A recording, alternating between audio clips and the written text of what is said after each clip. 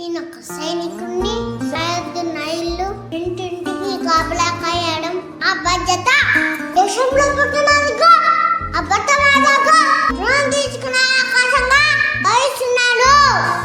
Uniform వేసుకున్నప్పుడు నేను చేశాను. దేశ సంరక్షణ కోసం, దేశ ప్రజల సంరక్షణ కోసం ప్రాణాలు సిద్ధం.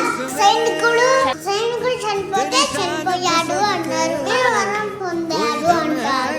నేను చనిపోతానని ओ देश मेरे तेरी शान पे सदके कोई धन है क्या तेरी धूल से बढ़ के, तेरी धूप से रोशन तेरी हवा पे जिंदा तू बाग है मेरा, मैं तेरा परिंदा।